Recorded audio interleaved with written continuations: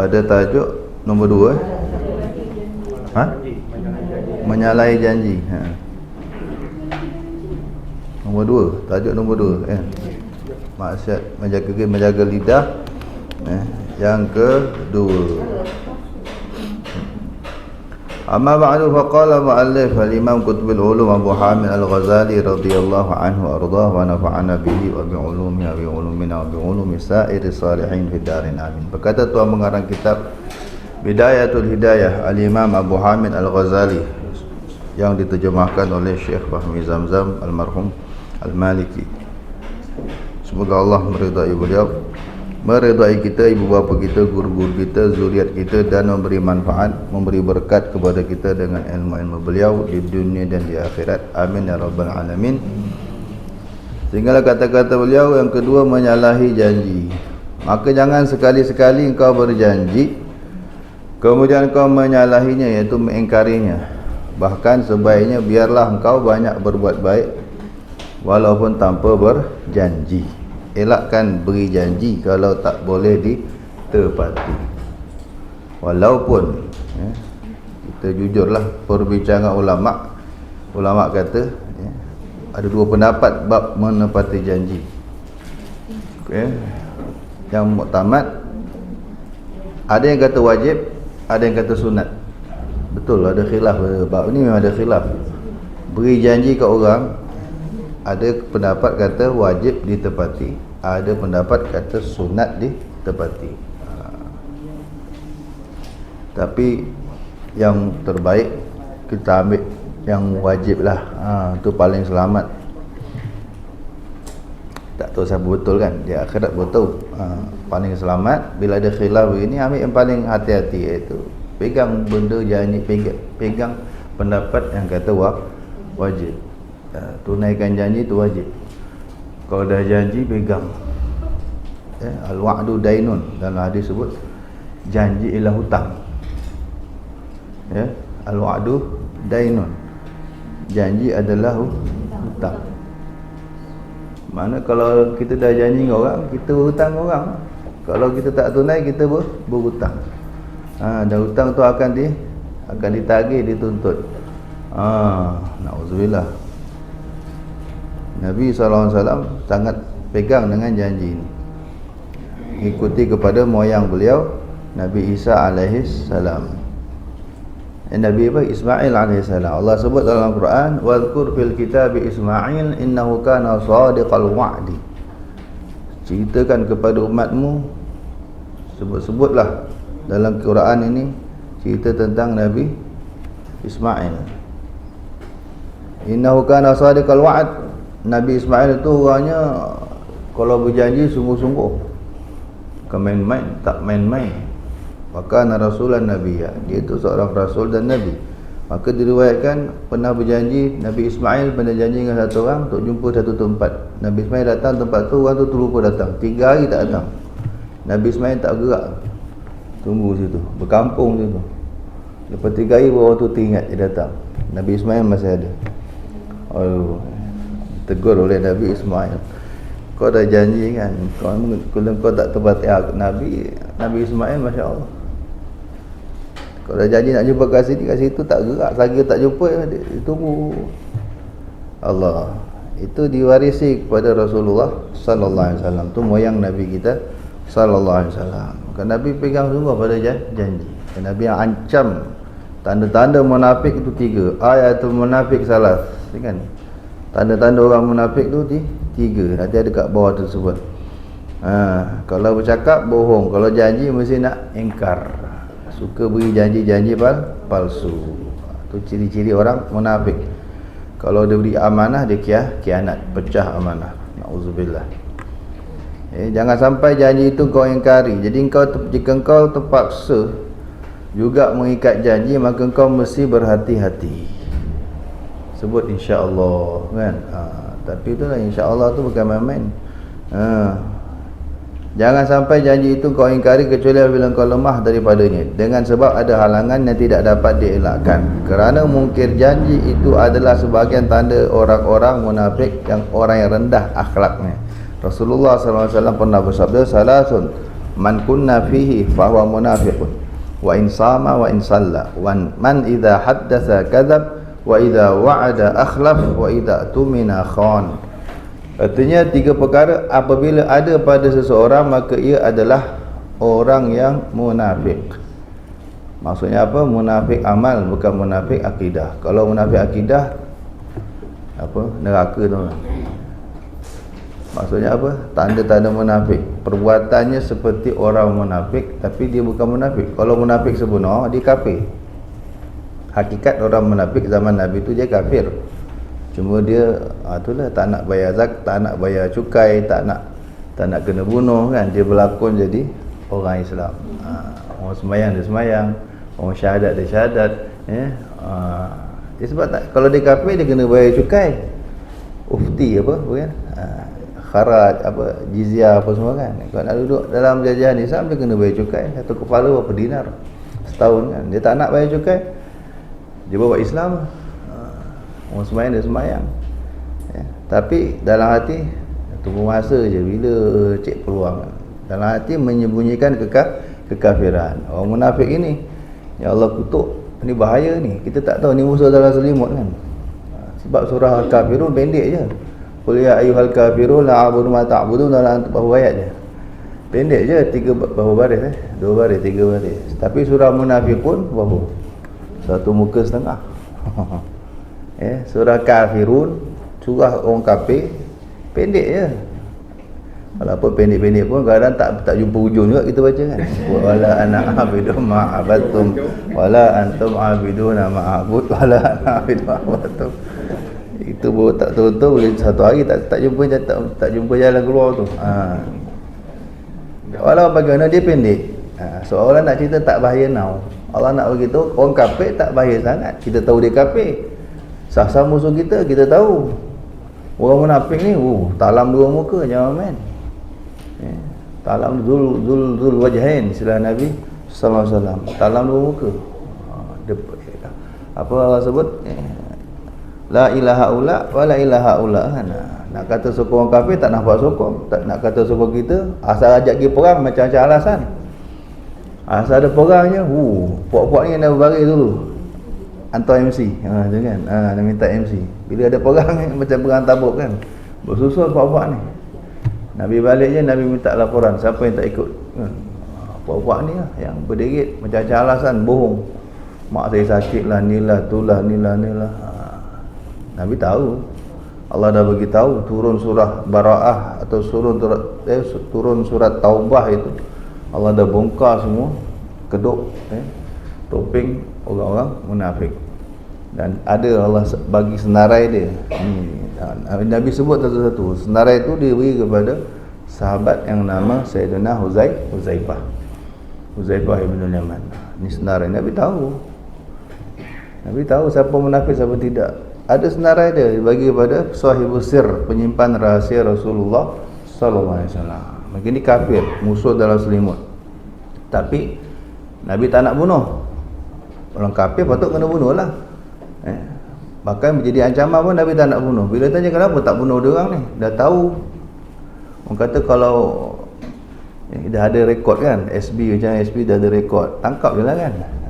Nabi tak nak. Kalau tangkap jadi kafir dia tekan kita yang akan kena bunuh. Nanti akan viral Muhammad bunuh kawan-kawan dia. Orang luar tak tahu. Orang tahu ni kawan-kawan Nabi, sembahyang dengan Nabi SAW, duduk dengan Nabi SAW, berjalan dengan Nabi SAW. Kalau dibunuh akan jadi viral Muhammad bunuh kawan-kawannya. Aku tak nak. Biarlah, tak apa. Hati-hati je lah, Nabi kata hati-hati. Lepas itu ada maka Sayyidina Umar pernah tanya Huzaifah, Sayyidina Umar ni, Huzaifah nama aku ada tak? Loh, Sayyidina Umar tanya, ni takut aku ada senarai, aku masuk nama tak ni dalam orang macam kau takkanlah dia. Sayyidina Umar tak berhati, Nabi tak tengok, tak boleh, ni sir, ni fail sulit. Fail sulit kerajaan. Maka Sayyidina Umar selalu tanya sahabat, kalau ada kematian di Madinah, dia akan tanya, Huzaifah datang tak? Kalau orang kata Huzaifah tak datang, sah yang mati itu ada dalam list lah, yang mati itu orang munafik. Kalau Huzaifah tak datang, berarti yang dia tak nak sembahyang kan, dia tahu ni orang kafir. hakikatnya kafir, dia tak nak sembahyang kan. Tapi sahabat lain nak sembahyang lah, yang tak tahu sembahyang. Kita ikut zahir dia Islam, kita buat cara Islam. Tapi yang tahu hakikat, macam Sayyidina Uzaifah, dia tahu hakikat, dia ada list siapa munafik tidak, dia tak datang. Sayyidina Umar pandu benda tu, radhiyallahu anhum ajma'in. Itu munafik betul. Allah kata innallaha jami'ul munafiqin wal kafirin fi jahannam jami'a. Orang kafir munafik satu tempat dalam jahannam. Yang macam ni, kalau orang Islam buat perangai ni, dia tak kata orang munafik, dia kata ada sifat munafik. Beza tau, tak sama. Macam kita, kadang kita tak kafir, kita alam, tapi ada sifat-sifat orang kafir yang kita buat. Pengotor contohnya kan, kalau tak reti nak ngemas rumah, pengotor. Tu sifat siapa? Yahudi. Yahudi tu, atau sifat Yahudi pengotor. Ada hadis tu, tahiru afniyatakum fa innal yahud la tutahhiru afniyatahum. Bersihkanlah laman-laman rumah kamu, kata Nabi SAW. Ingat ni, orang Islam kena cakna ni. Ini perintah Nabi ni SAW. Rumah orang Islam, ya Allah, dah macam apa? Dah macam sarang tikus pun ada kan. Macam tukang pecah. Halaman kata dia, tahiru afniyatakum, bersihkan halaman-halaman rumah kamu. Depan rumah mau kemas. Sebab orang Yahudi dia tak pernah kemas laman-laman rumah dia, kata Nabi SAW. Jadi ada orang Islam apa ramai yang tak buat benda ni, tak reti nak kemas. Sebenarnya malas, sebenarnya malas. Kalau rajin, semput-semput pun dia butik juga sembarangan. Semput ni kan, dia tengok foto tu bagus, sifat kebersihan. Dia tak kemas. Orang lelaki dia tidak kemas, kata Nabi SAW. Dia tak suka berhias untuk isteri. Sifat Yahudi lagi, kata Nabi SAW, orang lelaki dia tak suka tak suka lawak, tak suka apa panggil, semat. Dia tak suka semat depan isteri dia. Isteri orang semat pun tak tahulah. Sehingga Nabi kata sebanyak perempuan Yahudi selingkuh disebabkan pasangan mereka, suami mereka pengotor. Kata-kata selekeh kan. Dia tak reti nak semat depan bini dia, sehingga bini-bini mereka ramai yang selingkuh. Ini dibocorkan oleh Nabi sallallahu alaihi wasallam. Orang Islam juga begitu. Ramai orang Islam begitu. Kalau keluar rumah pakai handsome, dalam rumah kan, dengan pasangan tak reti nak smart, tak reti nak lawa kan. Kalau jumpa orang apa lawa. Dalam rumah nak jumpa pasangan, jadi dengan pasangan seolah-olah baik lelaki baik perempuan kan. Tak kisah kecantikannya hanya untuk orang lain. Tak betul. Tapi kita orang Islam, ada perangai Yahudi tu, ada. Perangai apa lagi? Ini bukan makna kita Yahudi, tak. Ada perangai Yahudi. Tak bagus jugalah, tak manis jugalah, kena buang benda tu, tak bagus. Allah na'udzubillah min zalik. Macam Abu Zar Al-Ghifari kan. Abu Zar Al-Ghifari ni sahabat Otai kan. Dia ni orang lama, legend Otai lah, antara angkatan pertama masuk Islam. Satu hari Sayyidina Abu Zar gaduh dengan Sayyidina Bilal. Bilal pun Otai juga, orang lama juga kan. Gaduh terkeluar apa dari mulut Sayyidina Abu Zar. Dia kata apa, dia kutuklah Bilal tu anak orang kulit hitam. Anak negro lah orang kata. Yang mana negro pun macam mana, terkeluar cakap tu. Dia termengejek. Dah gaduhnya, bila gaduh ni hilang akal kan. Ni otai ni. Sampai terlepas ucapan menghina Sayyidina Bilal. Sayyidina Bilal dengar nangis, lari jumpa Nabi sallallahu alaihi wasallam, ngadu ke Nabi sallallahu alaihi wasallam. Macam budak-budak gaduh kan.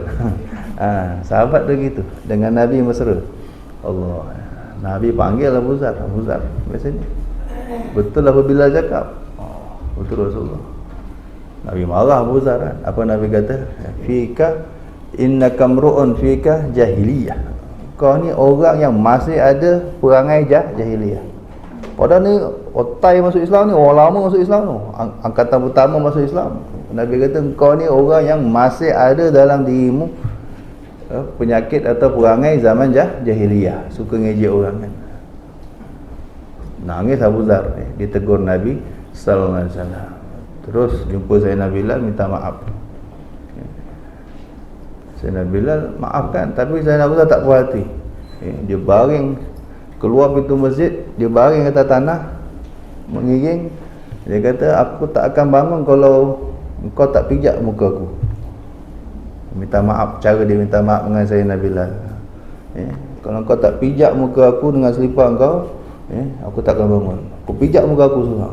Tadi aku nak minta maaf, cara dia minta maaf lah. Tadi aku dah terlanjur mengejek engkau, anak orang hitam kan. Allah.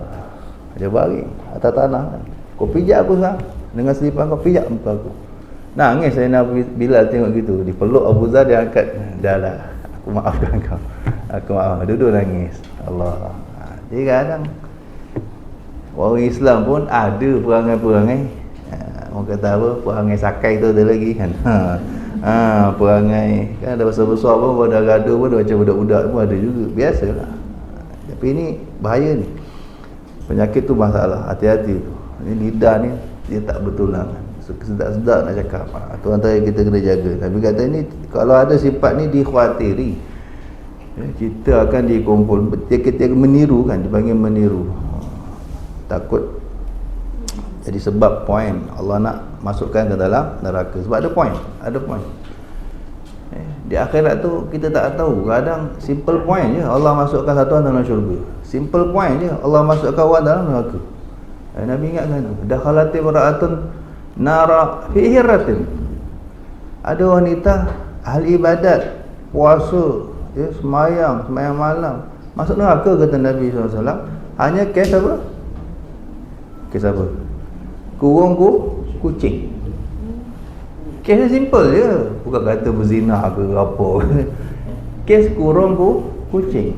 Dia geram dengan seekor kucing, dia kurung dalam lemari ke dalam apa, sampai kucing tu dah kelaparan, dia tak lepaskan sampai kucing tu makan serangga-serangga dari tanah. Masuk neraka. Di akhirat Allah panggil dia, Allah tak pandang semua ibadat dia. Get lost, go to hell. Apa kes? Kucing seekor. Simple je. Kita tak tahu, hati-hati ni.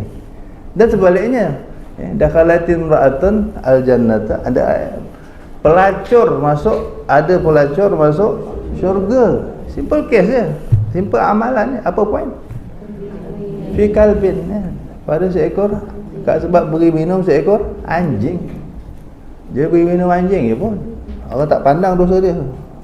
Allah pandang tu, oh, kau punya belas kasihanmu kepada anjing itu. Maksudnya, jadi kita jangan pernah meremehkan ini kan. Hati-hati.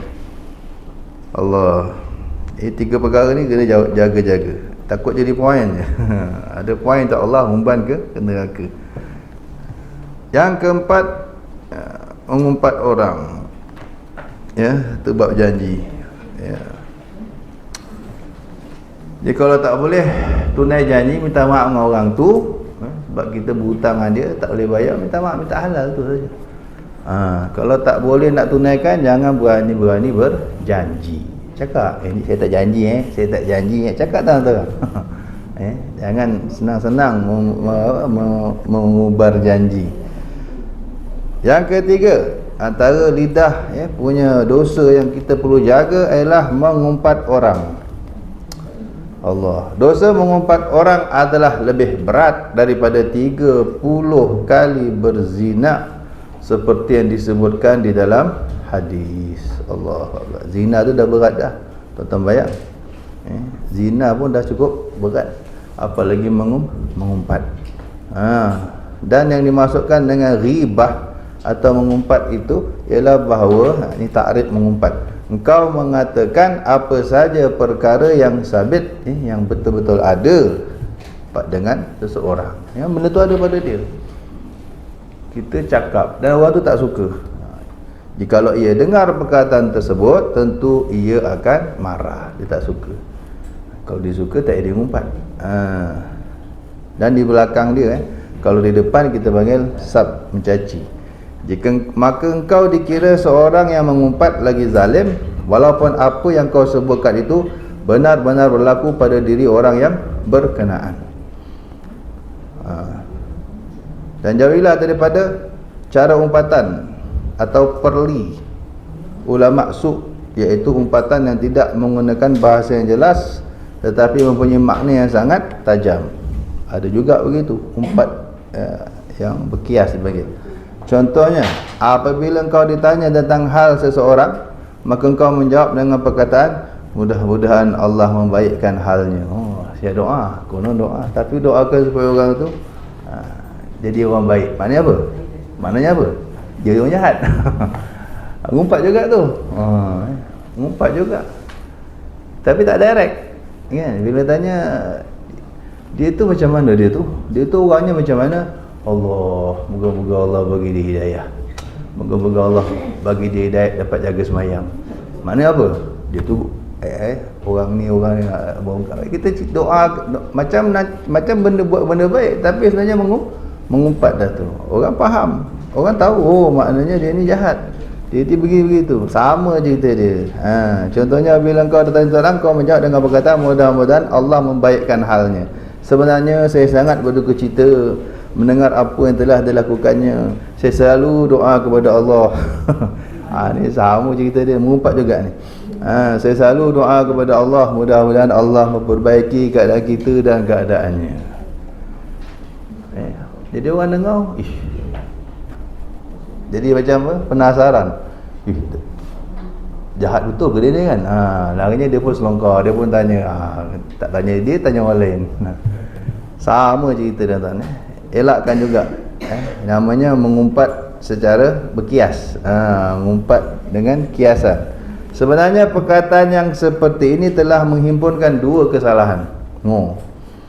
Lagi dahsyat tuan-tuan, mengumpat macam ni. Pertama, mengumpat orang. Salah mengumpat kerana maksudnya dapat difaham dengan jelas. Jelas, orang tahu. Orang yang kita cakap tu orang ada perangai tak baik lah.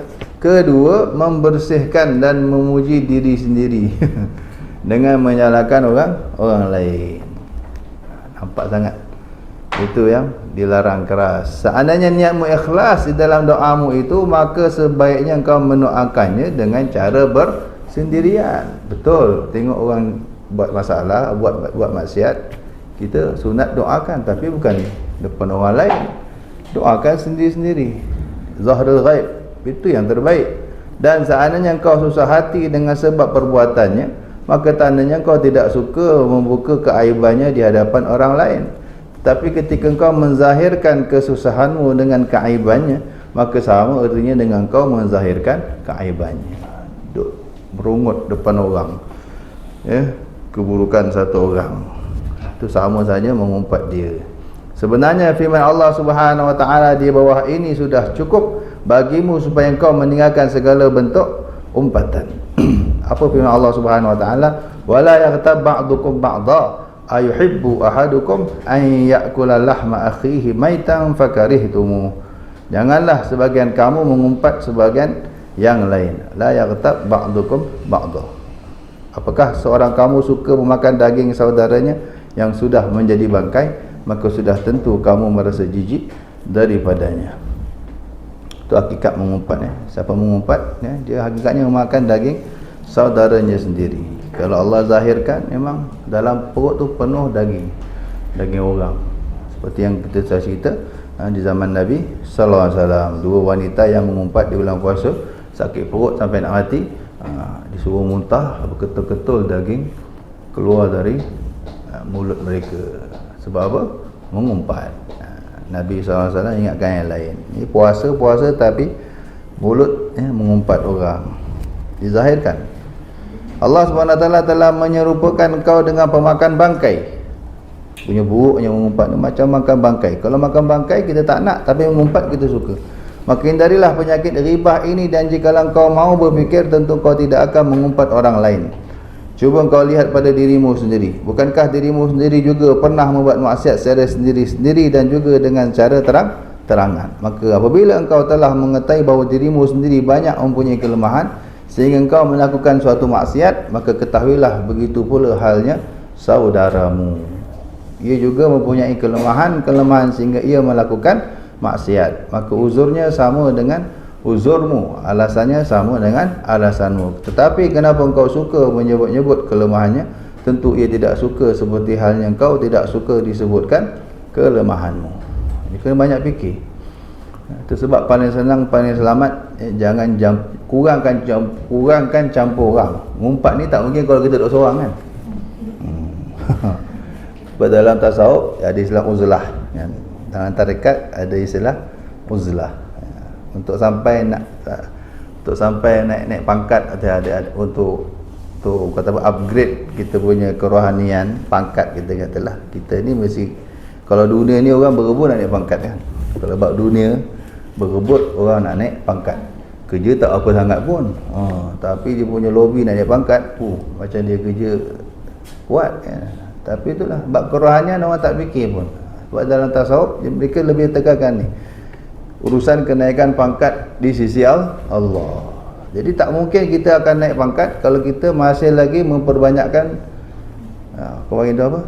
4 perkara tu kan. Apa dia? Banyak makan, banyak tidur, banyak cakap, banyak jumpa orang. 4 ni. Ni 4 kalau kita masih buat, ya, susah nak naik pangkat.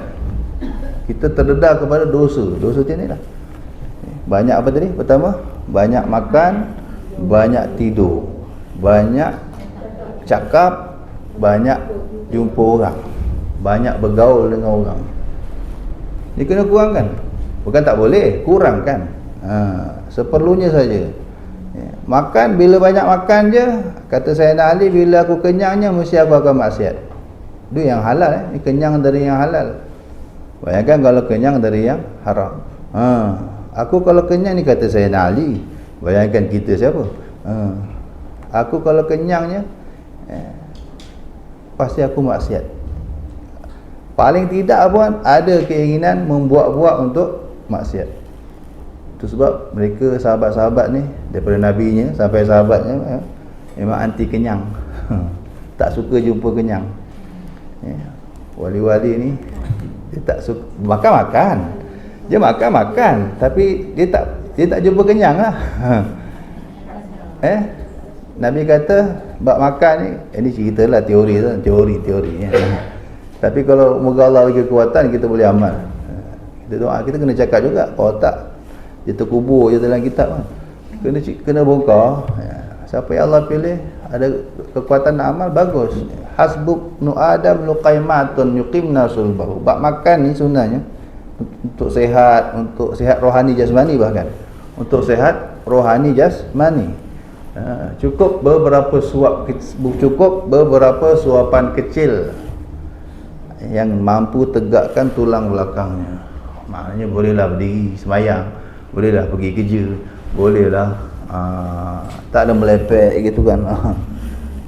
Luqaimat, salah seorang guru saya menafsirkan luqaimat, beberapa suapan kecil tu, kalau sudu 9 sudu makan. Kalau sudu camca tu, kalau kita makan pakai sudu, nasi cedok nasi pakai sudu 9 sudu. Suapan kecil tu bukan macam ni, setengah kan. Kau Pak Arab masa genggam satu suap dia kata. Luqaimat, Nabi kata bab makan ni cukup 9 sudu makan.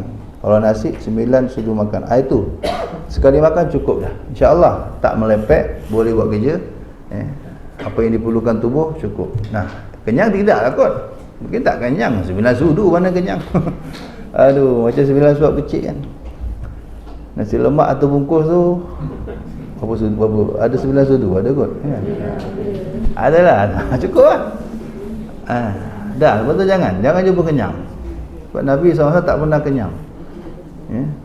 Sekarang ada konsep intermittent fasting. 20 jam. Berapa jam tak makan? 16 jam ke 14 jam ke 20 jam tak makan.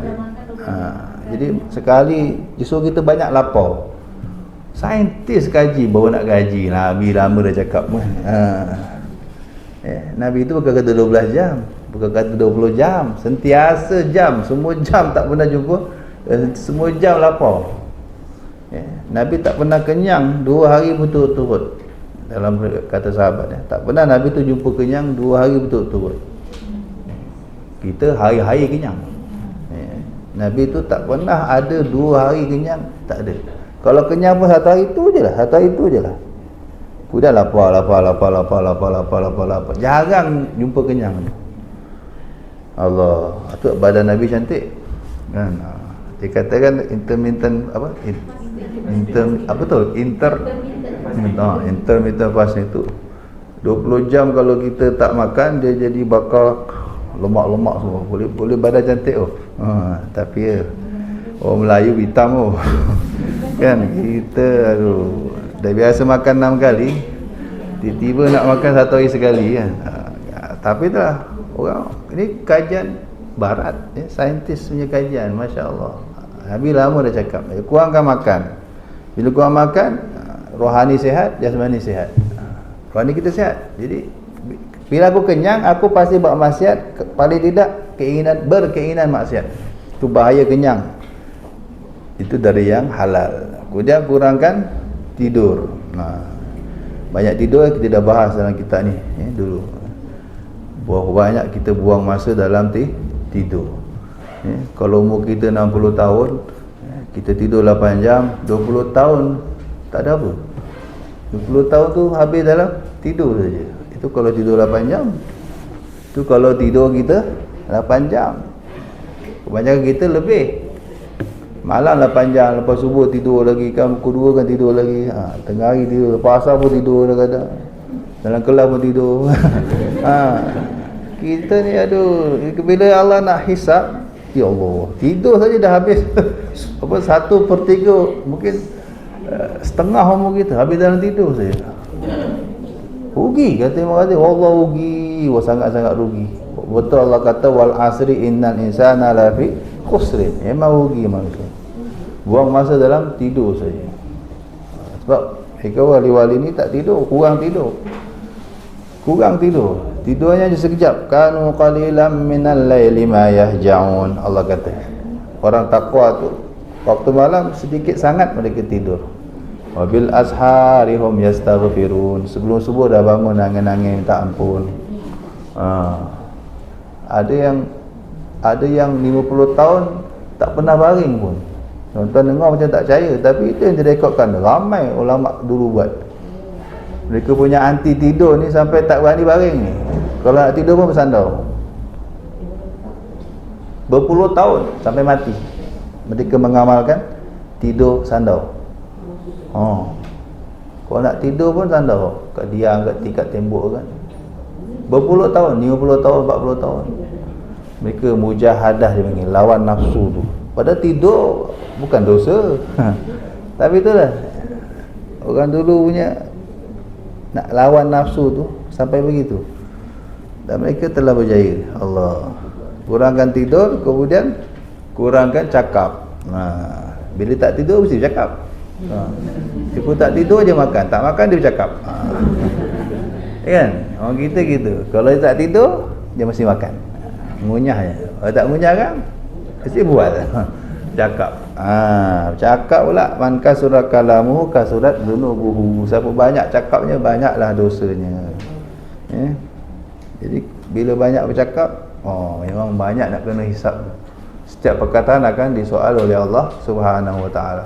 Semua direkod. Ma yalfizu min qawlin illa ladaihi raqibun atid. Semua ada rekod dan semua akan ditanya oleh Allah Subhanahu wa taala.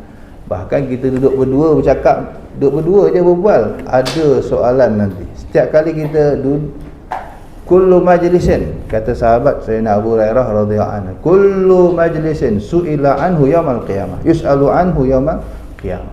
Setiap majlis akan ditanya Allah di hari kiamat.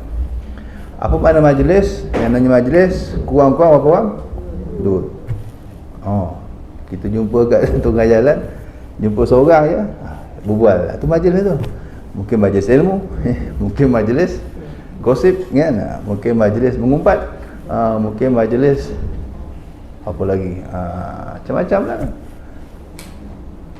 Jadi setiap majlis, maknanya setiap kali kita jumpa orang, ingat, jangan suka, jangan seronok. Semua majlis, hari ni dah berapa majlis dah tuan-tuan? Tadi kat kedai kopi ada majlis tak? Ada buat majlis tak tadi? Ke makan seorang je kan? Mesti berdua kan? Majlis satu, ingat.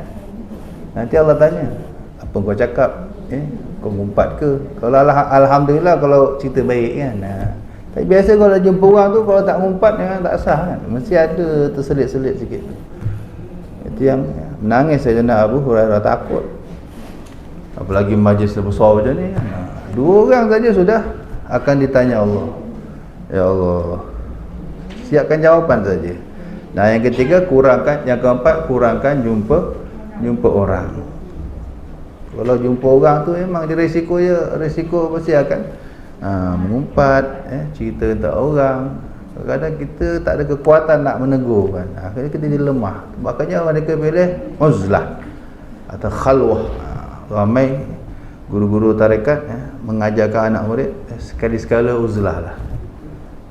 Setahun tu kau jumpa orang kan, apa salah 40 hari dalam setahun, jangan jumpa orang. Uzlah dipanggil. Ada yang lari ke gunung, lari ke gua kan. Tapi buat cara syariat lah. Jangan tak semayang, jangan tak apa kan, jangan tak bagi nafkah anak bini. Dah tahu nak pergi uzlah, nak pergi suluk. Kalau bahasa orang sekarang suluk, saya biasa ikut tarekat, dia tahulah kan. Biasa ada tarekat Naqsyabandi ni selalu ada suluk 10 hari, 3 hari, 40 hari. Bagi dia nafkah, tinggal kalau nafkah anak bini kan. Macam orang tabligh dia keluar 3 hari, 40 hari, 4 bulan kan. Tinggalkan nafkah. Adjusting betul-betul. Siapa nak hantar anak sekolah, siapa nak belikan barang kat sekarang order Grab semua dah senang. Sekarang dah senang kan. Tak payah keluar rumah. Kalau dulu kena bincang betul-betul kan. Ni 4 bulan abang tak ada ni. Abang nak pergi suluk, nak pergi apa? Nak pergi apa? Uzlah ni kan. Bagus untuk kerohanian dia, bagus. Nanti kalau abang dah bagus kita orang pula anak-anak. Yang faham akan cakap begitu, yang tak faham, menyapalah ajaran mana dia ikut ni. Tak faham jadi gitu. Tapi bagus. Kan? Setidaknya 40 hari tu dia tak jumpa orang. Tak adalah dia buat dosa. Kalau di akhirat banyak juga potong masa tahanan tuan-tuan. Kan? Ada faedah kan. Yang kata tak ada faedah, 40 hari tak jumpa orang, mana 40 hari tak buat dosa.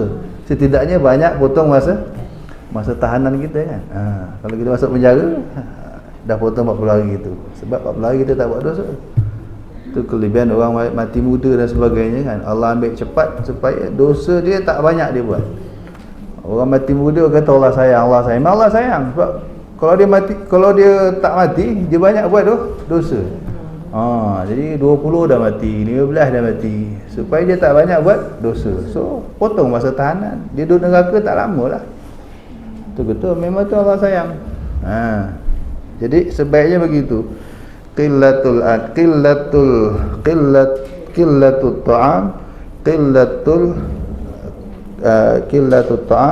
qillatul manam, qillatul kalam, qillatul anam. Di empat ni mesti semua tarekat biasanya akan didik 4 perkara ni. Baru kita punya derajat atau pangkat kerohanian kita di sisi Allah cepat naik. Selagi tak boleh kurang 4 ni, jangan harap lah. Duk takut lama tu je lah kita. Kita akan jadi orang biasa-biasa, tak akan pernah jadi orang luar biasa. Sebab tak nak mujahadah, tak nak susah payah lawan benda tu. Jadi mengumpat ni memang payah. Paling selamat jangan jumpa orang. Paling selamat jangan jumpa orang. Jumpa sekejap, seperlunya saja.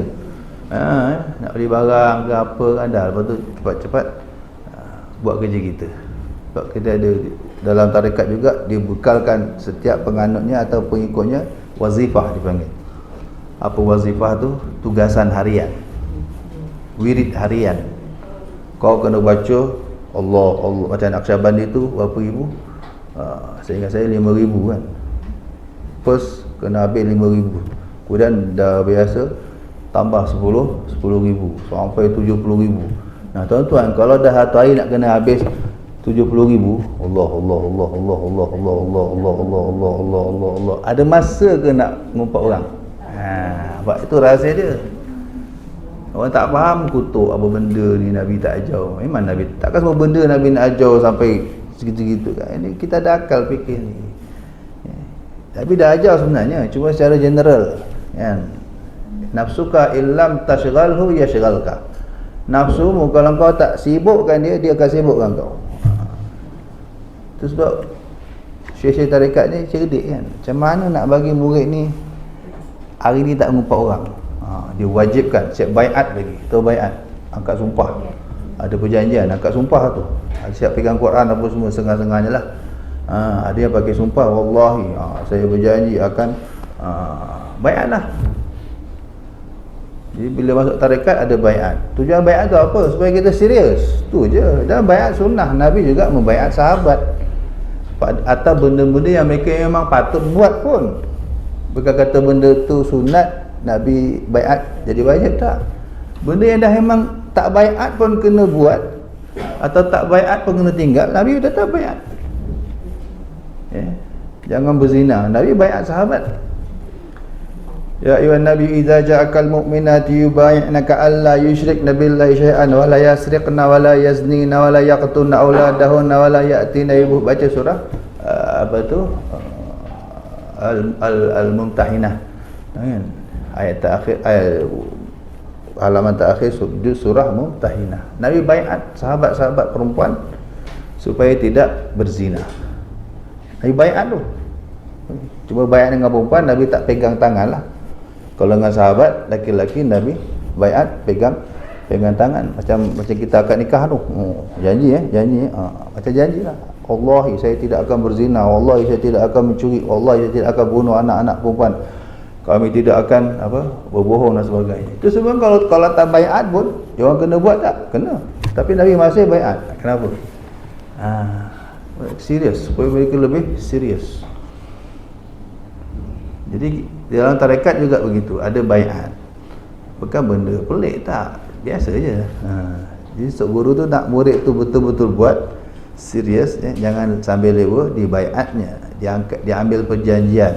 Akhirnya murid tak berani, takut. Bila tinggal takutlah. Orang dah sumpah. Takut kena makan sumpah orang kata kan.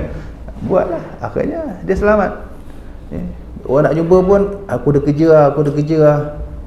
Padahal kerja dia apa? Nak habiskan tadi tu lah. 70,000. Allah, tak habis lagi. Baru 1,000. Alamak. Ada yang mewajibkan apa gitu, selawat. Kan? Ada tarekat banyak selawat. Ada tarekat banyak baca Quran. Macam-macam lah. Tu kaedah masing-masing. Tu pulang ikut guru masing-masing lah. Yang penting semua tu bagus. Nak sibukkan kita. Bila kita tak ada wazifah tu yang kita banyak masa lapang kan. Padahal Quran tak baca lagi ni. Quran tak baca lagi ni. Sejus tak baca lagi kan. Tapi tu ada masa lagi nak menyembang kan. Ada masa lagi nak borak. Padahal kalau itu sebab tak ada siapa nak wajibkan kita. Dulu masa kecil mak-mak paksa buat ngaji kan. Dah sekolah menengah je dah memang tinggal dah Quran tu. Dah kerja lagi lah, dah bercucu lagi, tak ada siapa nak paksa. Tu penting cari guru mursyid. Jumpa guru mursyid, ambil sini kau. Hari-hari kena selawat 10,000. Zikir ni 10,000, zikir ni 10,000, zikir ni 10,000. Tujuannya apa? Bukan tak ada masa nak mengumpat orang, tak ada masa nak dengar gosip orang, tak ada masa nak layan Samsul, apa lagi? Tak ada masa nak layan siapa? Kan? Ini sebab terlebih banyak masa lah ni. Aduh, sana sini sol. Aduh. Ada nama Samsul sini tak ada? Sebab dah terlebih banyak masa. Ada masa tu nak bergaduh adik-beradik. Sebab apa? Banyak nak masa. Terbuang. Ada masa nak ngumpat adik-beradik, nak ngumpat harta pusakanya pasal kan. Adik-beradik pun dia ngumpat dia. Aduh, harta pusakanya pasal. Sebab banyak nak masa. Tak ada wazifah. Jadi kalau masuk tarekat, masuk dia tahu. Alamak, sampai berkadak-kadak kan. Semalam punya tak habis, nak kena kadak hari ni. Semalamnya tak habis. Kalau dah sebulan sibuk kan. Mana ada masa nak jumpa orang. So tak ada masa nak layan Samsul kan. Tak ada masa nak layan Korea, tak ada masa nak layan Bollywood ni semua. Tak ada masa nak layan Facebook kan, belum tentu.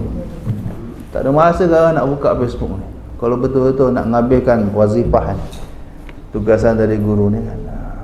Asalnya memang itu kaedah, itu ya bid'ah tapi dia sistem, satu kaedah yang bukan bid'ah pun sebenarnya. Ya, itu bagus. Sistematik. Kaedah untuk apa panggil? Itu saya cara. Kalau kata nak cerita ni, mengumpat ni, yang kata orang awam, orang ulama pun ulama pun terlibat. Ulama pun terlibat. Tengah ngajar kita ikam ni. Kita ikam.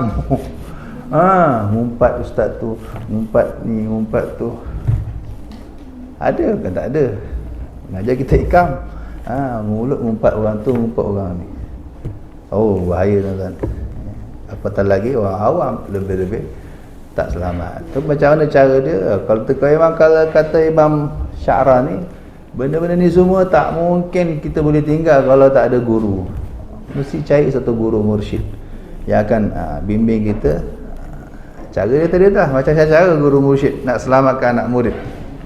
Kan? Mereka tahu. Kita lepas ngumpat dia tahu. Macam Nabi kan. Sayyidina Abu Bakar mengumpat, saya pernah cerita kat sini ke?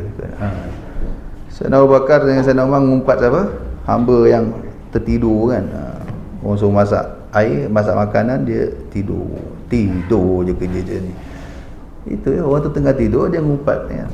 Balik-balik Nabi buang muka, Nabi nampak ada cebisan daging segar, daging orang di gigi Sayyidina Abu Bakar dan Sayyidina Umar. Guru mursyid tu begitu, dia tahu kita dah bangun 4, dia tahu kan. Memang kena salah. Itu anugerah Allah kan. Pewaris Nabi. Dulu Nabi mursyid terawal kan. Mursyid nombor 1 Nabi sallallahu alaihi wasallam. Apa anak murid buat semua tahu sound kan. Sampai mereka disiplinkan diri sendiri. Sayyidina Abu Bakar sampai gigit sentiasa kemam batu kan. Guli ke batu cincin ke tak tahulah, kemam. Dah kena sound taubat tu takut. Bila nak cakap bla bla bla bla okay. Ada yang sentiasa zikir Allah la ilaha illallah la ilaha illallah la ilaha illallah la ilaha illallah la ilaha illallah. Ada yang sebut dalam Quran. Diwarisi oleh mursyid hari ini. Jadi tahu tuan-tuan ni, mursyid dia kalau yang betul-betul mursyid, dia kasyaf. Allah beri dia kelebihan tu untuk dia didik murid dia lah. Allah. Jadi kata Imam Sya'rani mesti ada guru. Guru akan selamatkan kita. Dia akan sibukkan kita. Secara logiknya begitu. Dia sibukkan kita. Habiskan ni, hari-hari kena baca Quran 10 juz. Kau hari kena baca selawat 10,000. Kau la ilaha illallah 5,000. Kau Allah 20,000. Ikut orang lah. Mereka ni mursyid zaman dulu tu, atau mursyid yang kamil, dia macam doktor pakar. Dia tak pukul rata kan. Dia tengok orang, scan dulu. Ni kalau suruh ngaji tak lepas ni, kerak pun tak habis. Dia Allah saja kan. Ini kalau suruh selawat ni payah ni. Ini dia bagi. Dia tu mursyid kamil. Payahlah nak jumpa zaman sekarang, memang payahlah tuan-tuan. Ada, bukan tak ada. Ingat, pakar-pakar sufi atau pakar-pakar kerohanian ni ada, sentiasa ada. Tak pernah kosong kata ulama. Cuma demand tak ada. Orang tak cari. Tak ada siapa nak cari pun. Maka mereka disembunyikan oleh Allah. Tak ada permintaan kan. Kalau dulu banyak. Bahkan kalau kita baca sejarah-sejarah ulama-ulama kita, sanggup berjalan 1000 kilometer hanya untuk cari seorang guru mursyid. Allah, terkenal tu. Wallahu alam. Dia kena baca satu kitab tu. Imam Sya'rani dia tulis kitab apa nama kitab tu? Al-Anwar Qudsiyah. Al-Anwar Qudsiyah fi Qawaid Sufiyah. Itu ditulis di situ bahasa Arab lah. Terjemah saya tak tahu ada ke tidak. Rasa tak ada kot. ciri-ciri guru mursyid atau kriteria guru mursyid. Fahami, pelajari itu dulu. Orang kita ni semangat nak belajar tarekat tapi tak belajar ilmu tarekat tu. Contohnya semangat nak cari guru tapi tak study kriteria guru. Asal serban besar, jubah besar, tongkat, pergi ikut ramai je, syekh, kita boleh ikut. Nanti dulu. Belum tentu. Dia ada kriteria dia. Syarat pertama, syarat kedua, syarat ketiga. Pastikan lengkap. Timbang. Ni betul. Tapi tak ramai orang nak baca benda tu lah. Jangan sangka baik je lebih. Banyak orang tertipu. Nak cari guru mursyid, terjumpa guru musyrik. Ramai tu. Nak cari guru mursyid, bagus. Tapi terjumpa guru musyrik. Bahkan baru-baru ni pengakuan satu dalam Facebook lah, kawan-kawan kita cerita kan, dia ikut satu syekh tu. Syekh ni muda lagi, dia ngaku dia dapat ijazah untuk baiat apa semua, tapi ajaibnya kata pengikut-pengikutnya tu setiap kali kita pergi jumpa dia, balik tu bukan makin bagus, balik zikir, walaupun lepas berzikir kan, tapi sebab syekh ni ada masalah. Bila diteliti, syekh ni ada masalah rupanya. Dia hanya mendakwa dia dapat izin untuk baiat, padahal dia tak dapat pun, dia bohong. Dan syekh ni rupanya kaki perempuan, Casanova rupanya. Syekh Casanova. Apa berlaku? Kesan tu merebak kepada anak murid dia, sehingga anak murid dia yang dah berkahwin pun mengaku, lepas kami balik berzikir jumpa syekh, keinginan maksiat membuat-buat, keinginan berzina juga berbuat-buat. Hati-hati tu. Dia boleh transfer tu. Dia boleh transfer apa? Perangai tu. Jadi rumit. Akhirnya kita pun nak kata tak ada, memang ada tuan-tuan, cuma nak cari tu payah. Di akhir zaman memang payah. Cuma ulama pesan, perbanyakkan selawat, perbanyakkan istighfar. Dua ni banyakkan, nanti Allah tunjuk. Untuk orang akhir zaman, mursyid akhir zaman, selawat dan istighfar. Banyakkan itu. Perbanyakkan ini setiap hari, ya. 1000 ke contohnya kan, selawat 1000, istighfar 1000. Siapa amal hari, insya-Allah nanti Allah tunjukkan, Allah jumpakan mursyid yang sebenar. Itu pesan ulama lah untuk akhir zaman ini.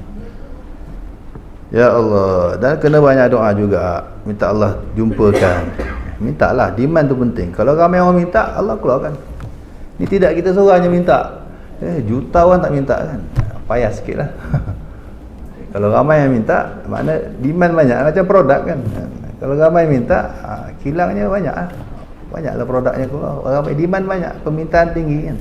Sekarang tak ada orang minta pun. Orang cuma lebih kepada guru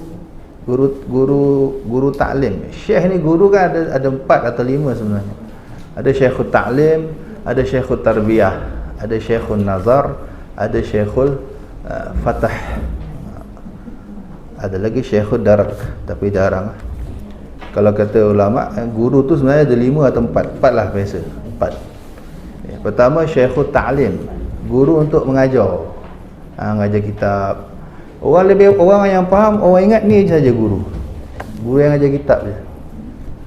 Tuan-tuan, buat mengajar kitab, orang kafir pun boleh.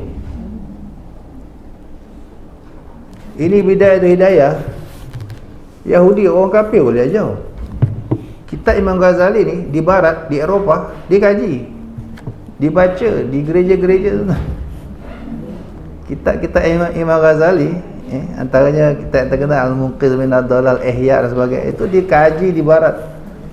Orang kafir mengkaji kitab-kitab Imam Ghazali.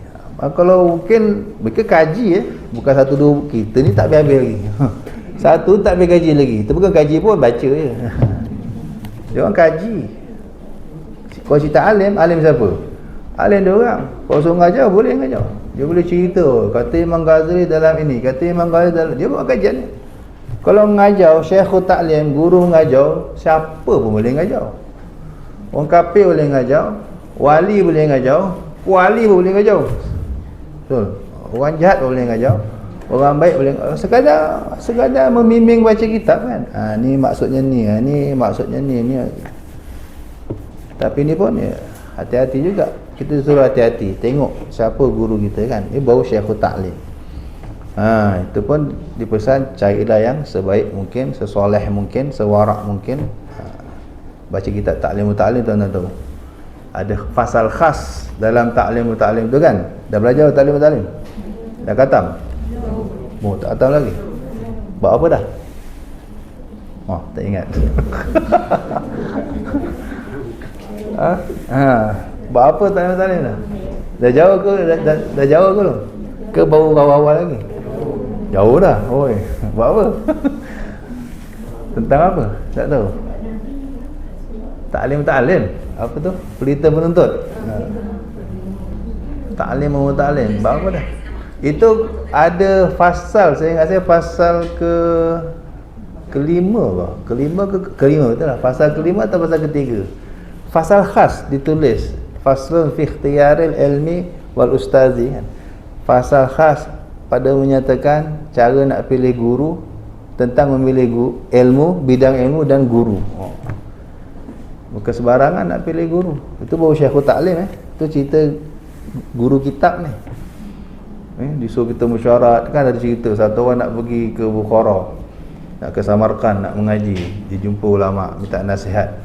Maka ulama tu pesan, kalau kau sampai sana, jangan terburu-buru decide, terburu-buru buat keputusan nak mengaji dengan satu-satu syekh. Nampak macam bagus tu, macam ramai je, nampak macam hebat je. Ikutlah terus jadi murid. Jangan, dia kata. Jangan tergopoh-gopoh nak jadi murid siapa-siapa. Buat observation dulu, buat tinjauan dulu. Berapa lama? 2 bulan. Ada kata 2 bulan, ada kata 3 bulan. Tinjau dulu, tengok dia ngajar macam mana. Jangan nampak ramai ni mesti bagus ni, mesti guru mesti hebat ni. Jangan tertipu dengan ramai dia. Tengok cara dia mengajar, ahli sunnah ke Syiah ke, mana kita tahu kan. Rupanya Syiah semua kan, ramai. Rupanya Syiah, patut ramai. Mengajar mutaah orang tu kan, kami kontrak. Hati-hati, tinjau dulu. Dan tinjau bukan sehari 2. Dalam tu disebut ada yang disuruh sampai sebulan 2 bulan. Tinjau, tengok cara dia mengajar, puas hati tidak, jelas tidak, garang ke tidak. Sekarang ada kerena, guru tu ada kerena Syekh ada kerena. Tuan-tuan dapat guru lembut-lembut, alhamdulillah. Dulu kat Melaka ni ada satu, saya tak sebut lah kan.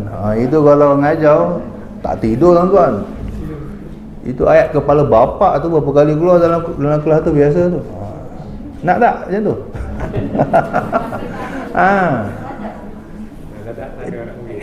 Tapi ada yang datang. Ada. Tu dia seronok tu sebab ada. Memang ada setengah orang dia cakap dengan saya. Saya ni tak jalan lah Ustaz kalau Ustaz yang lembut-lembut dia kan. Saya tak jalan lah, saya kena keras, dia kata. Ada juga orang begitu. Dia nak keras. Saya kalau lembut-lembut ni tak masuk lah, dia kata. Saya nak orang yang macam tu, dia kata. Maki hama tu biasa tu. Ada kan dalam YouTube ustaz siapa tu kan. Itu. La ilaha illallah. Ada, tapi tak kisahlah, tu cara dia. Macam orang mengajar di penjara. Dia biasa mengajar di penjara sebenarnya. Background dia mengajar banduan, mengajar samsing. Memang background dia tu. Tiba-tiba orang jemput mengajar kampung. Terlepas lah. Dah biasa kau aku, lu siapa lu. Tiba-tiba orang jemput ceramai Samiadah ke kampung. Pakcik-pakcik yang gue hormati, gua pula kan. Dah biasa, nak macam mana? Itu hati-hati. Itu kerenah dia. Dengan samsing itu dia cakap baik-baik. Memang orang ni memang kena, bak kata Ustaz Azhar, ada orang memang mesti buruk kan. Dia tak boleh gosok lembut tak. Memang kena tempur. Bakau kan, panas. Lepas tu ketuk. Boleh jadi cantik. Ada orang mesti buruk. Ada orang memang dah cantik. Tengah gosok ya kan. Orang beza-beza. Maka guru juga ada beza-beza. So nasib badan. Sebab jangan terus decide aku nak ngaji dengan dia ni. Ramai ni mesti bagus. Rupanya semua something. Kita seorang orang baik. Tengok dulu bahasa dia macam mana. Kita boleh terima tak? Ada jenis guru maki hamun biasa. Kita jenis boleh kena maki hamun tak? Kalau tak boleh, jangan. Jangan mengaji satu hari lepas tu dia hilang. Atau dah ngaji lama, sebulan, lepas tu sebulan tu bersabar je kan, makan hati je. Guru tu dah terlanjur sayang kat kita, dah macam anak kan, anak murid kan. Tiba-tiba kita hilang, tak datang. Sedih dia kan. Dah lama dengan kita, tiba-tiba hilang. Sedih. Siapa yang jadi guru dia tahulah. Kita ajar anak orang ngaji. Dan naik Quran, tiba-tiba budak tu tak datang. Berhenti. Sedih tak? Sikit lagi naik Quran. Sedih. Menyedihkan guru tu yang Allah cabut keberkatan ilmu. Disebut dalam kitab tu. Jangan suka-suka nak pindah randah ni. Belajar tak suka pindah. Itu efek pada perasaan guru. Kita ada anak, kita masukkan sekolah. Tak suka dengan guru, kita pindahkan sekolah lain. Ada clash dengan guru, PIBG, pindah sekolah lain. Memang kita ada duit. Tapi guru-guru tu dah terlanjur sayang anak kita, dah terlanjur dah letak harapan, tiba-tiba kecil hati dia bila anak didik dia disentak begitu. Maka perasaan tergurisnya itu yang jadi masalah besar di kemudian hari, yang efek pada keberkatan budak ni. Macam mak lah, seorang mak yang kalau terguris perasaannya dengan anak tu tak akan jadi berjaya seumur hidup, tak akan. Kaya macam mana pun, berjaya macam mana pun, kalau mak bapak masih ada terguris perasaan dengan si anak, dia tak akan pernah bahagia seumur hidup. Tu banyak ada orang cerita kan. Ada satu orang kaya tu kan, siapa cerita, dah umur 50 lebih, dia kaya raya, tapi dia kata tak pernah dia rasa bahagia. Dia rasa ada je di sudut hati tu, rasa macam tak tenang, dia kata. Padahal dia dah kaya sekaya-kayanya, bisnes dah maju semaju-majunya. Rupanya apa? Bila siasat, cerita masa dia umur 17 tahun, masa SPM, dia pernah maki mak dia sebab mak dia rendam seluar jin dia sampai luntur. Dia maki mak dia sampai terkedukan mak dia kan, dan dia tak minta maaf sampai hari ni. Akhirnya baru teringat, ada siapa sound dia kan, cuba kau ingat-ingat, kau ada salah dengan mak kau tak, atau bapak kau tak? Fikir-fikir, lama masa SPM dulu, dia kata mak dia rendam baju dia, pakai kelorok kat air terlebih. Jini biru dah jadi putih. Dia maki, biasa anak muda kan, dan dia tak pernah minta maaf selepas itu. Dia takkan bahagia. Itu baru mak kan.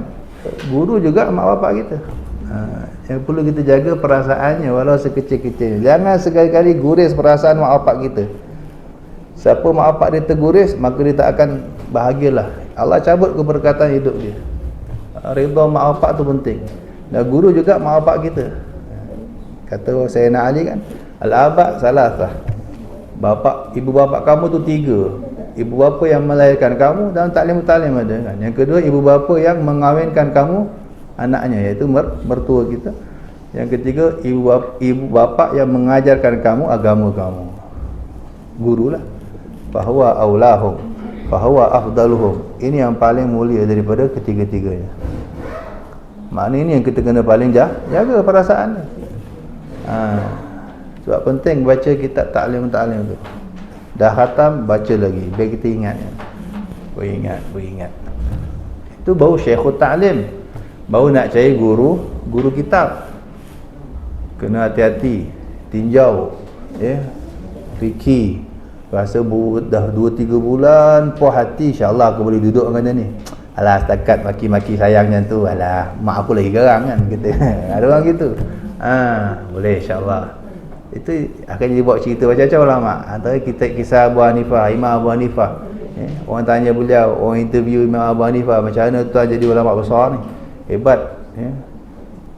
Dia pun cerita, aku dulu sebelum mengaji dengan guru ku Imam Muhammad, aku observe saja 2 bulan. Aku duduk perhati pengajian dia tu, Imam Muhammad. Belum masuk lagi ni, observe je, tinjau je, memantau, perhati je, tinjau 2 bulan. 2 bulan ke 3 bulan saya tengok. Pokoknya bulan lah. Selepas fikir panjang, masak dah. Hangus orang kata kan. Kalau 2 bulan tu bukan masak lagi dah. Hangus dah kan.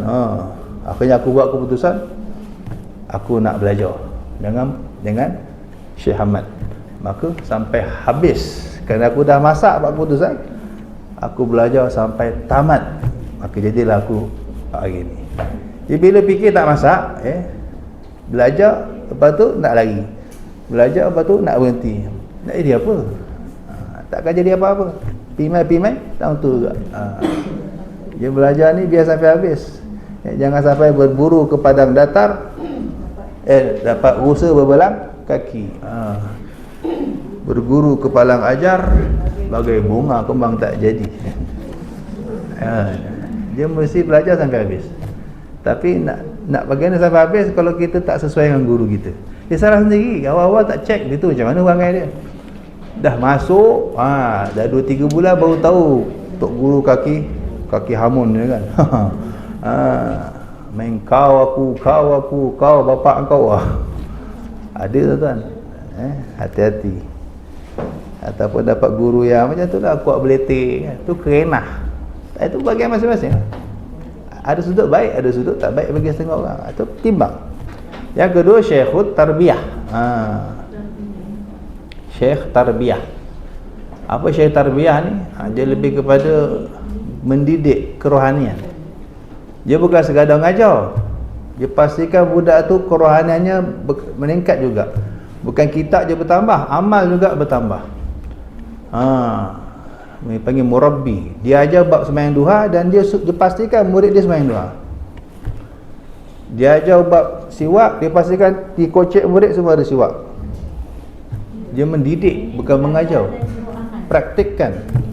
Dia mentarbiah rohani. Rohani itu amal ilmu. Mana kalau setengah cikgu, minta maaf, setengah cikgu kan dia penting aku datang, aku balik. Cukup time, aku balik, cukup masa aku dah datang.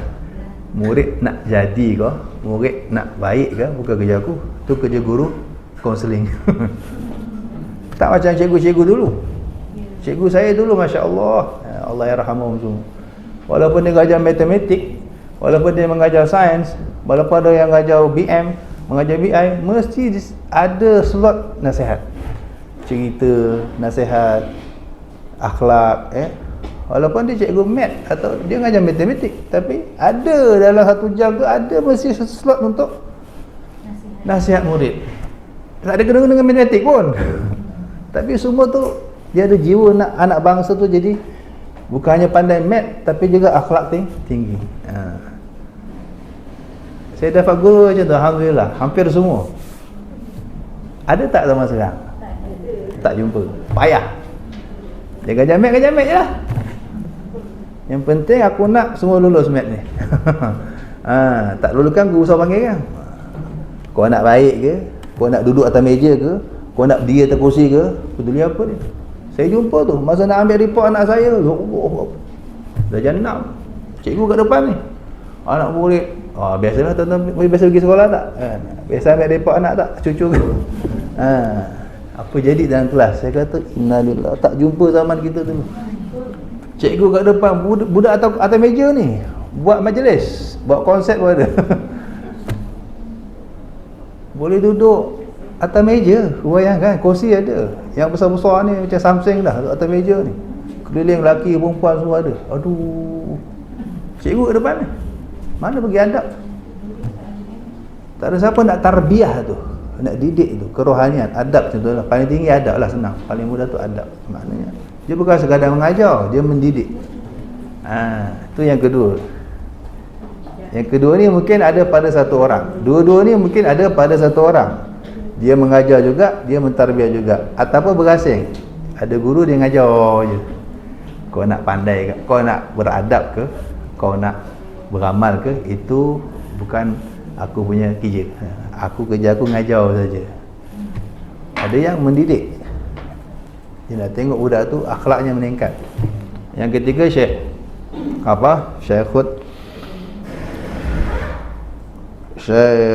apa tadi, Allahumma selamat. Syekhul Ta'lim, Syekhul Tarbiyah, Syekhul Nazar. Ini dah masuk kepada tariqat lah. Syekhul Nazar. Yang keempat Syekhul Fatah. Itu kita akan bincang kemudian, masa tak cukup.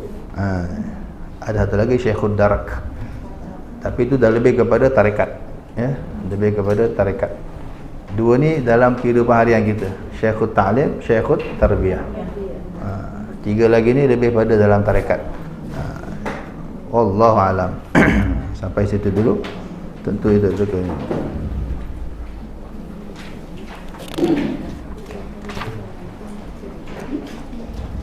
Tak ada soalan Tak ada soalan, kita tutup.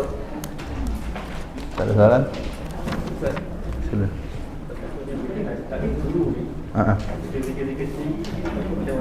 Macam mana? Ya. Apa benda pun, kalau kita pergi hospital nak operate, tiba-tiba bincang doktor kata saya tak belajar mana-mana, saya ikut YouTube, belajar YouTube je. Sedia tak dia operate? Jawab pasal salah masuk hospital aku ni. Kan? Bab dunia kita tak berani, apalagi bab akhirat. Lebih jauh lagi tu, lebih mencabar lagi tu. Kita nak yang ada guru untuk apa? Ada Allahumma, ada ulama aja, Allahumma jma'ni biman yajma'uni alaik, wa Allahumma dullani ala man yadulluni alaik. Ya Allah, tunjukkan aku, doa Melayu je senang. Ya Allah, tunjukkan aku orang yang boleh tunjukkan aku kepadamu. Ya Allah, tunjukkan aku sekarang ni kan, orang yang boleh tunjukkan aku kepadamu. Kita tak nak dapat guru yang tunjukkan kita kepada dunia. Lagi belajar lagi gila dunia kita, lagi makin malas sedekah pula belajar dengan dia ni kan. Lagi sayang harta pula. Dia kempen kita beli tanah, beli rumah, beli kereta kan. Dalam sayang duit. Ada yang begitu. Tak semua guru yang betul kan. Ada ulama maksud, kita dah bahas nanti. Akan ada pembahasannya nanti. Ya Allah, tunjukkan aku apa tadi? Orang yang boleh menunjukkan aku kepadamu. Kumpulkan aku dengan orang yang boleh kumpulkan aku denganmu. Jadi duduk dengan dia cerita Allah je, tak ada cerita dunia ni, tak ada fikir dunia pun. Duduk dengan dia cerita akhirat je. Allah, ingat Rasulullah je SAW, ingat akhirat je, tak ada cerita dunia langsung. Tu nak cari guru macam ni yang payah kan? Susah. Boleh? Senang Apa doa dia? Ya Allah, tunjukkan aku orang yang boleh tunjukkan aku kepadamu. Kumpulkan aku dengan orang yang boleh kumpulkan aku denganmu. Mana kumpulkan aku dengan Allah ni mana? Sepanjang kumpul dengan dia tu, kita tak ada cerita lain. Allah, akhirat saja. Ini yang payah, akhir zaman susah. Tapi insya-Allah kerap doa Allah bagi. Banyak yang minta, demand tinggi, keluar nanti so Allah zahirkan. Insya-Allah.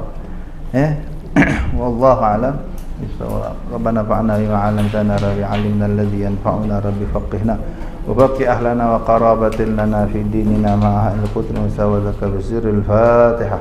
A'udzu billahi minasyaitonir rajim. Bismillahirrahmanirrahim. Alhamdulillahi rabbil alamin arrahmanir rahim maliki yaumiddin. Iyyaka na'budu wa iyyaka nasta'in ihdinas siratal mustaqim siratal ladzina an'amta 'alaihim ghairil maghdubi 'alaihim waladdallin. Amin. Subhanakallahumma wa bihamdika asyhadu an la ilaha illa anta astaghfiruka wa atubu ilaik. Assalamualaikum warahmatullahi wabarakatuh.